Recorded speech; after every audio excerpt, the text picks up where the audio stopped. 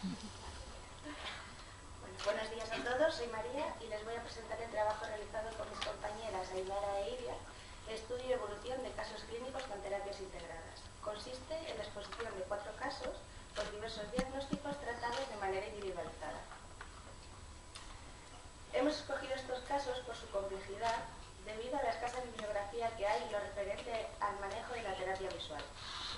Nuestro objetivo es demostrar cómo la psicometría comportamental es capaz de, a través de un completo examen optométrico junto con un adecuado diagnóstico y tratamiento, conseguir el buen desarrollo de las guías visuales y el equilibrio requerido para permitir al paciente desenvolverse en su vida cotidiana.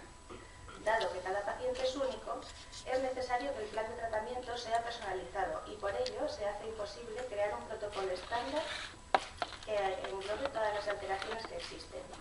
Pretendemos, por tanto, mostrar las pautas seguidas para tratar a nuestros pacientes y transmitir toda la ilusión y dedicación que hemos puesto en cada uno.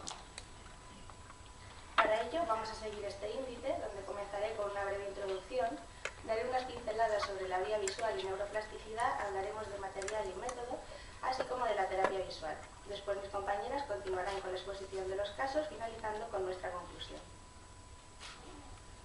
La optometría comportamental considera al paciente como una globalidad. Además de evaluar los órganos propios de la visión, se estudian otras habilidades como el movimiento, la postura o el procesamiento de la información desde su vertiente visual. Recibimos entre el 75 y el 83% de la información que nos rodea a través de la visión, por lo que es muy importante entender cómo este sentido la capta y envía a través del sistema nervioso hasta llegar a las diferentes áreas cerebrales donde se procesa e interpreta. Sabemos que el cerebro manda una orden motora en respuesta a un estímulo sensorial que asimila. Para que dicha orden se produzca de forma adecuada, es necesario el previo conocimiento del propio cuerpo y así extrapolarla al exterior. Como podemos ver en la imagen ejemplo, la rosa sería el estímulo sensorial que le llega al cerebro, por el que éste produce una eferencia motora que llega al músculo haciendo que el brazo se estire y pueda ir a coger la flor. Por tanto, la vía visual debe entenderse como un conjunto de conexiones neuronales que procesan la información que se recibe del entorno. Aproximadamente el 80% de las fibras viaja por la vía retinocortical, que es la que está pintada en azul, y el otro 20% va por la vía retino-subcortical, que acaba en rosa. Ahora hablaré por separado de las dos vías que siguen la información. En cuanto a la retinocortical, una de las cosas más características es la difusación de las fibras que dan lugar al quiasma óptico. Esta estructura es muy importante, puesto que esta distribución anatómica es imprescindible para que podamos desarrollar estereopsis. El cuerpo geniculado lateral, aparte de ser un núcleo de relevo, tiene que ver con la motivación y la emoción, y por tanto pone en relación el sistema visual con el sistema límbico. La corteza occipital supone el final de esta vía, y es en ella donde la información se hace consciente. La mayor parte de la información visual va por la vía retinocortical, que acabamos de ver, pero tenemos otra secundaria que no va a terminar en corteza, sino que a nivel de cintillas ópticas las fibras se separan y van a conectar con otros centros relacionados con la visión. Hablamos ahora de la vía retino-subcortical, vía no consciente muy importante en los movimientos ocularmente dirigidos. En ella participan los siguientes núcleos: hipotalámicos, como el supraquiasmático, donde la información visual se relaciona con los ritmos circadianos; el pulvinar, tubérculos cuadrigéminos anteriores, relación por la que cerramos los ojos ante un estímulo sonoro fuerte; la región pretectal o pretectum, sistema reticular y cerebelo, donde la información visual se relaciona con el equilibrio. Ambas vías neurológicas, cortical y subcortical, llevan la información en paralelo y como tal podemos estimularlas de manera que pueden cambiar, puesto que nuestro sistema nervioso es plástico. Ahora hablaré brevemente sobre neuroplasticidad, porque es uno de los fundamentos por los que podemos trabajar con terapia visual a cualquier edad. Durante los primeros años de vida, el sistema nervioso central está en continuo desarrollo, alcanzando el 80% de su maduración entre los 6 u 8 años. El cerebro no es un tejido rígido incapaz de modificar su estructura una vez desarrollado, sino que presenta una gran plasticidad. Aunque es cierto que ésta se hace más lenta y pobre conforme el cerebro envejece, no se pierde por completo, sobre todo si no dejamos de estimularlo como hacemos con terapia. No solo en el cerebro del niño se crean nuevas neuronas, sino que durante la edad adulta también pueden aparecer adaptación al medio y la supervivencia en él. Concretamente, sabemos que una estimulación prolongada en el tiempo sin llegar a la fatiga neuronal provoca la formación de nuevas conexiones que transmiten el impulso a mayor velocidad y con mayor intensidad. Por todo esto, afirmamos que la terapia visual tiene resultados positivos tanto en el niño como en el adulto. El fin de la misma busca crear nuevos caminos neuronales mediante la estimulación de la vía visual. Ahora nos vamos a meter directamente con lo que hemos realizado durante este proyecto. El material utilizado ha sido el habitual para el examen optométrico, así como material contactológico y de terapia visual. En cuanto al de gestión, destacamos la Ley Oficial de Protección de Datos y el consentimiento de vídeo e imágenes que han tenido que firmar todos los pacientes por motivos legales.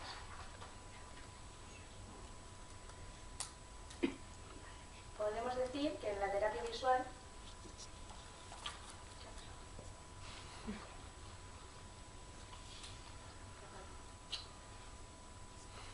se me ha traspapelado una diapositiva, entonces es esta. Podemos decir que en la terapia visual se trabaja en distintas fases y nuestros pacientes no necesariamente han pasado por todas ellas, dado que la terapia se ha hecho de manera personalizada en función de las necesidades que tenían.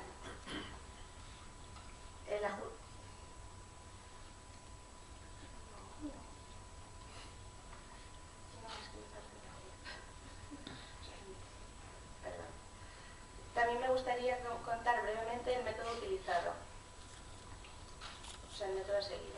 Al llegar el paciente a consulta, después de una minuciosa anamnesis, se procede al examen optométrico completo, donde evaluamos, aparte de la salud ocular, el estado refractivo, binocular y acomodativo del sujeto. Todo esto lo necesitamos para llegar a un diagnóstico correcto y poder elegir así el mejor método de tratamiento. Contamos con 4 áreas principales, que son las lentes de contacto, terapia visual, fototerapia y las lentes positivas, y en función del paciente abordamos el tratamiento combinando varias de ellas. Hacemos especial hincapié en la terapia visual al ser la herramienta utilizada en todos los casos.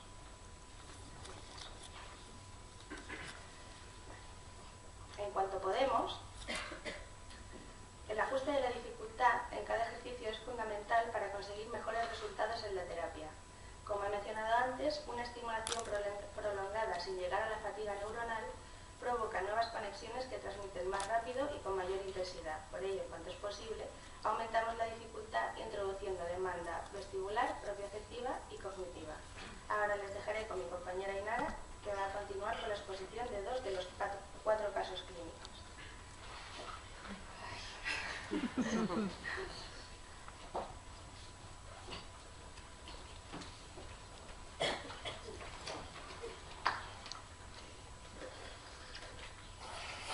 Buenos días. En primer lugar, comenzaré con un caso de cataratas congénitas. Se trata de una paciente de 4 años que acudió a consulta remitida por el oftalmólogo, el cual le había recomendado hacer terapia visual. Destacamos que había nacido por cesárea y que al mes de vida padeció galactosemia, una alteración metabólica autosómica recesiva que a nivel ocular se manifestó como una catarata congénita bilateral, de la cual fue intervenida a los 5 meses de vida. El diagnóstico oftalmológico revelaba una elevada hipermetropía con astigmatismo de ambos ojos, con una exohipotropia del ojo derecho en visión lejana. En la siguiente tabla podemos observar los resultados obtenidos en la primera evaluación optométrica. Destacamos la elevada hipermetropía de hasta 8,75 dioptrías que presentaba en ambos ojos, así como su baja agudeza visual, de 0,4 en el ojo derecho y 0,6 en el izquierdo. La motilidad ocular era muy deficiente, tanto que no fuimos capaces de valorar sus movimientos sacádicos. La paciente además presentaba supresión a todas las distancias y no había desarrollado estereopsis. Todo ello a causa de la gran desviación que presentaba, de 12 dioptrías de exotropia y 8 de hipotropia en el ojo derecho para visión de lejos y 10 dioptrías de exotropia del ojo derecho en visión próxima. El diagnóstico fue una hipermetropía elevada con astigmatismo de ambos ojos, así como una exohipotropia del ojo derecho. En cuanto al tratamiento, se determinó la adaptación de una lente de contacto multifocal, así como un completo programa de terapia visual. La lente que se decidió adaptar fue la Blue Gem de marca Novi, debido a la gran variabilidad de parámetros disponibles, ya que nos permitió la elección de un diámetro muy pequeño como es el de 13 milímetros. Además, la multifocalidad nos permitió solventar la carencia acomodativa que producía la falta falta de cristalino. Esta lente incluye además un filtro de bloqueo selectivo de luz azul, indispensable para la protección ocular en pacientes afáquicos. En cuanto a la terapia visual, se comenzó a trabajar la etapa monocular, debido a que necesitábamos igualar las habilidades de ambos ojos. Para ello se utilizaron diversos ejercicios como seguimientos isacáricos con pelota de Marsden, encestar saquitos, controlar un globo sin mirarlo o juegos perceptuales como el fantasma, entre otros. Era importante que durante la terapia utilizásemos muchos juegos, dado que la paciente tenía únicamente 4 años y había que motivarla de alguna manera. Aquí podemos ver a nuestra paciente jugando al splash. Como podemos comprobar, está en continuo contacto con las piezas. La posibilidad de que en la mayoría de los ejercicios permitiésemos a la paciente tocar los objetos le daba la ayuda necesaria en el cálculo de distancias y la localización. Esto permitió que su desarrollo de coordinación ojo-mano fuese mucho más satisfactorio. Tras 14 semanas de terapia, la paciente comenzó a presentar estereopsis. Fue a partir de aquí cuando comenzamos a realizar, aparte de ejercicios monoculares en campo binocular, mediante multimatrix y dibujos con flechas en mesa de luz, gusano en pizarra y ejercicios con filtros en la pantalla Coivision, entre otros. De esta forma tratábamos de reforzar así los progresos binoculares. En la etapa binocular se trabajaron habilidades como la coordinación ojo-mano, la localización y la oculomotricidad, mediante ejercicios similares a los utilizados en la etapa monocular, pero esta vez con los 2 ojos abiertos. En el siguiente vídeo podemos ver a nuestra paciente cómo sigue la pelota mientras intenta cogerla con el cazamariposas, introduciendo demanda vestibular. En la siguiente tabla podemos ver una evolución de nuestra paciente.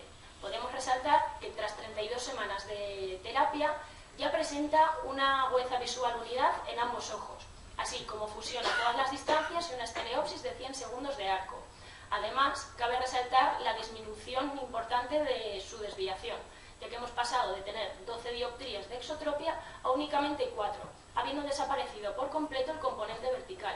Además, en cerca hemos pasado de tener 10 dioptrías de exotropia a únicamente 7 de exoforia. La presencia de una catarata congénita impidió el desarrollo del sistema visual de nuestra paciente. Gracias a la adaptación del lente de contacto con terapia visual, dotamos a la misma de las herramientas necesarias para que tuviese acceso a una imagen nítida y a las experiencias que necesitaba para el desarrollo de su sistema visual. La mejora del mismo además ha provocado una mejora de su capacidad motora, ya que, por ejemplo, ya no necesita que le den la mano para bajar las escaleras. Esto ha influido además de forma positiva en sus capacidades sociales, académicas y deportivas. En este segundo caso, trataremos un caso de ambliopía anisometrópica. Se trata de una paciente de 10 años que acudió a nuestra consulta por disminución de agudeza visual en el ojo izquierdo. Durante el año previo había recibido un tratamiento oclusivo, con el cual no se había obtenido ninguna mejoría. Destacamos además que hasta que la paciente no tuvo 9 años, no se habían dado cuenta de que no veía por el ojo izquierdo. Los padres buscaban, por tanto, una segunda opinión.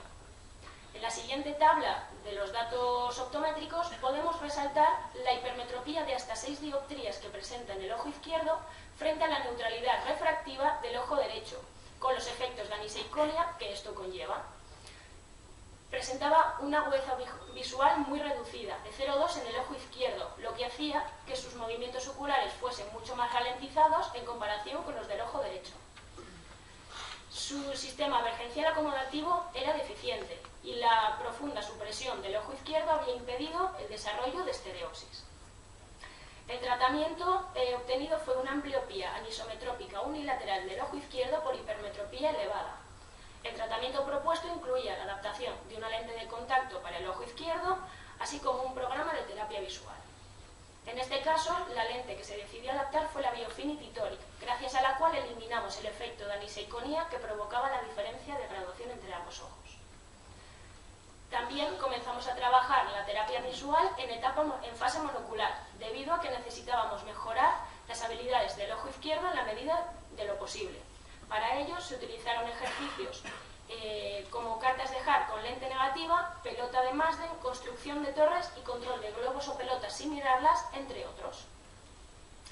En las siguientes imágenes podemos ver a nuestra paciente trabajar flexibilidad acomodativa y giros del parquetry de manera monocular. En cuanto fue posible, se empezó a trabajar la etapa monocular en campo binocular. En esta etapa se trabajaron las diferentes habilidades mediante ejercicios como el cuentacaracteres o dibujos escondidos con filtros. De este modo permitimos preponderar al ojo izquierdo frente al ojo derecho mientras existía una convivencia funcional. Estos se combinaban además con ejercicios monoculares. Es necesario señalar que aunque la mejora del rendimiento visual de la paciente era destacable, seguía existiendo una gran diferencia de agudeza visual entre ambos ojos. Para disminuir la rivalidad entre ambos, se decidió penalizar el ojo derecho mediante la adaptación de una lente de contacto de 2,25 dioptrías, únicamente para las actividades en lejos. De este modo conseguimos mejorar el rendimiento del ojo izquierdo de nuestra paciente, obteniendo una mejoría visual de hasta 2 líneas de agudeza visual. En el siguiente vídeo podemos verla trabajando localización con periferia y coordinación ojo-mano de forma binocular. Únicamente fueron estas habilidades las que se trabajaron en esta fase, una vez aumentadas las habilidades del ojo izquierdo.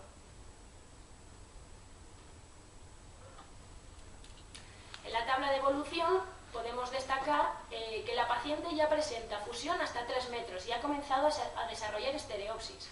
Además, la mejora de su sistema acomodativo vergencial ha permitido un aumento de su agudeza visual de 0,2 a 0,4 en visión lejana y de 40-200 a 20-40 en visión próxima, así como disponer de un mayor control de sus movimientos oculares. He de señalar que la paciente todavía no ha sido dado de alta, por lo que vamos a seguir trabajando con ella para seguir mejorando sus habilidades. El objetivo que se buscaba en esta paciente era mejorar la agudeza visual del ojo izquierdo para que empezase así a funcionar y permitir que se produjesen mejorías binoculares. Para obtener este objetivo fue necesario la adaptación de una lente de contacto, ya de que de otro modo no habríamos eliminado la aniseiconia y habríamos impedido la puesta en marcha del ojo amblíope. Podemos destacar la edad de nuestra paciente, ya que no fue hasta los 9 años cuando se dieron cuenta de su pérdida visual. Por ello destacamos que es importante realizar revisiones periódicas a los niños desde edades muy tempranas, ya que de este modo podríamos realizar diagnósticos precoces para evitar alteraciones visuales que pudiesen influir negativamente en el desarrollo de su sistema visual. Y a continuación, mi compañera Iria procederá a exponer los 2 últimos casos. Muchas gracias.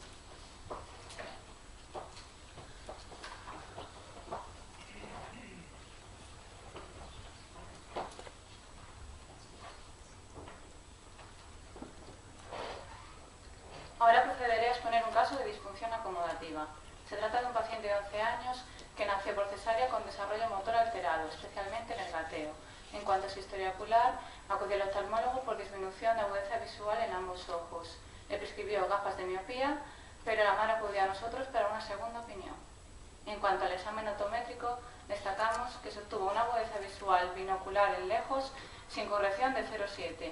Presentaba disfunción oculomotora y su sistema acomodativo vergencial era deficiente.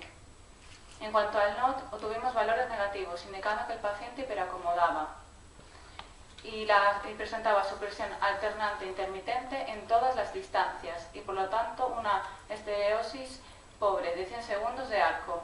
En cuanto al cover test, obtuvimos un valor en lejos de 4 de exotropia alternante y en cerca de exotropia intermitente y alternante. Esta alternancia se debía a las extrañas refijaciones que realizaba el paciente para localizar un estímulo visual en el espacio, y es por eso que su motilidad ocular era deficiente. En cuanto al diagnóstico, consideramos que el paciente compensaba su exotropia mediante la convergencia acomodativa, provocando un desequilibrio en el sistema acomodativo vergencial. Por eso sospechamos que su miopía puede ser funcional. En cuanto al tratamiento, prescribimos lentes positivas de rendimiento y terapia visual. En este caso, prescribimos lentes positivas de baja potencia, con las que obtuvimos un aumento de su periferia, una mejor localización y coordinación visual y un equilibrio del sistema acomodativo vergencial.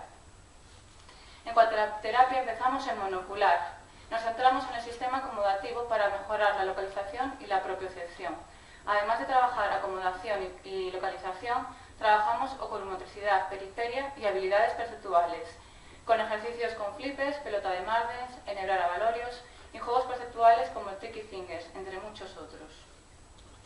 Aquí podemos ver al paciente trabajando monocular. En la primera imagen trabaja acomodación con lente negativa. Y en la siguiente imagen trabaja coordinación ojo-mano y localización con un juego de figuras. Una vez que obtuvimos resultados parejos entre ambos ojos, comenzamos a trabajar en binocular. Era necesario que el paciente empezara a realizar ejercicios en los que se trabajara la coordinación de manera simultánea.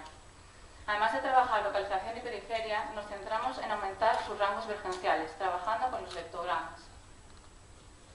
En esta tabla se muestra la evolución del paciente. Pasamos de una agudeza visual de 0,7 a unidad con dificultad. Presenta ahora una fusión en todas las distancias y pasamos de 100 segundos de estereosis a 20. En cuanto a la actitud de acomodación, es adecuada, pero necesitamos seguir trabajando para mejorarla. Destacamos en especial los resultados que obtuvimos en el cover test, ya que pasamos en lejos de 4 de exotropia a ortoforia y en cerca de 10 de exotropia a 7 de exoforia. Aquí se van a mostrar dos vídeos que muestran la evolución del paciente. En el primer vídeo es al inicio de la terapia y vemos que el paciente no presenta ningún control sobre sus ojos.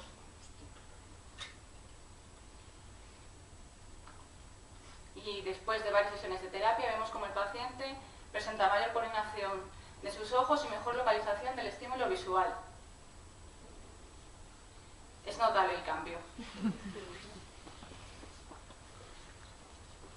En este caso era necesario realizar un diagnóstico correcto, ya que si el paciente hubiera utilizado la prescripción oftalmológica, no solo hubiera aumentado su miopía, sino que también su tropia. La prescripción de lentes positivas de rendimiento y la terapia visual mejoraron sus rangos acomodativos y vergenciales, dando lugar a un correcto desarrollo de su sistema binocular. La mejora de su sistema visual le proporcionó mayor seguridad, tanto en sus movimientos oculares como motores. El último caso es una hipermetropía elevada. Se trata de un paciente de 4 años que acude a nosotros por disminución de agudeza visual bilateral.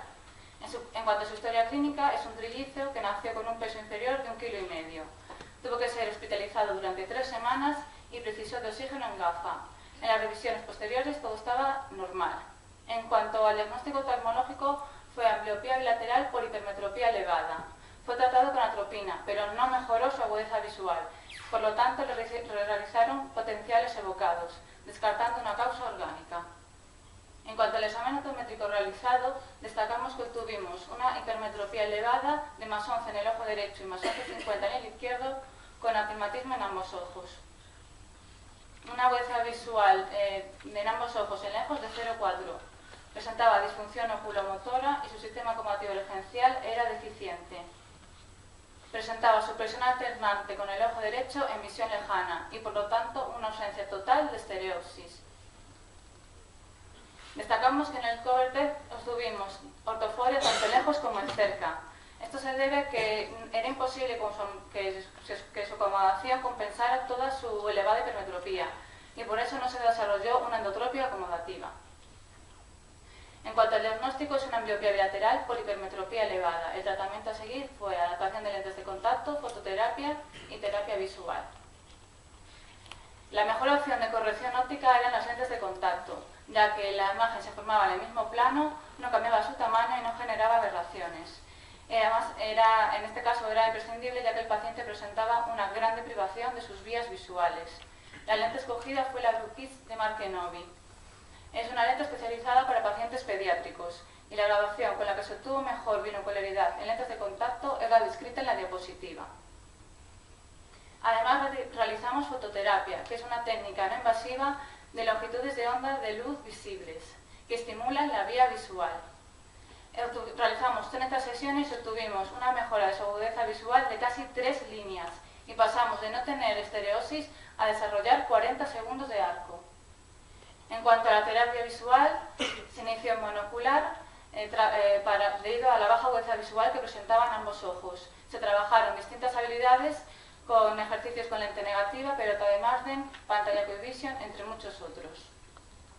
Una vez obtenido mejores resultados en monocular, empezamos la fase biocular para sentar las bases de la fase binocular. Trabajamos con filtro rojo-verde y en esta imagen se observa al paciente trabajando en biocular. Una vez que el paciente presentó mayor propiocepción de sus ojos, comenzamos a trabajar en binocular, centrándonos en aumentar sus rangos vergenciales trabajando los vectogramas. Y aquí se ve un vídeo de nuestro paciente.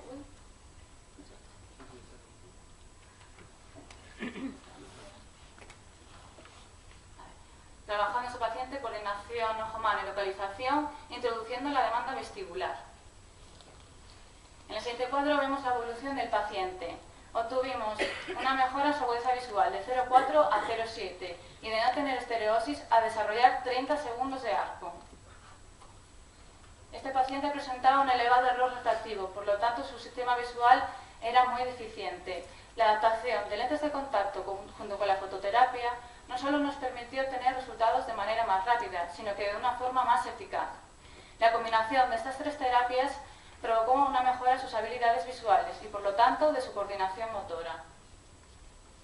La conclusión a la que llegamos con nuestro trabajo es que la combinación entre las distintas terapias ha supuesto una revolución en nuestra profesión y una herramienta fundamental en el tratamiento del paciente. El tratamiento ha de ser personalizado, ya que trabajamos tanto en el sistema nervioso como en el visual, y provocando una activación neuronal que da lugar a un cambio global en el sujeto. No podemos olvidar nuestra responsabilidad y que debemos seguir formándonos como profesionales para hacer un diagnóstico correcto y poder ayudar a nuestros pacientes. Por último, agradecer al COI, en especial a nuestros tutores Dani y Javi, a los compañeros Sara, Carlos y Tere, y a los pacientes del estudio y, por supuesto, a nuestras familias. Muchas gracias.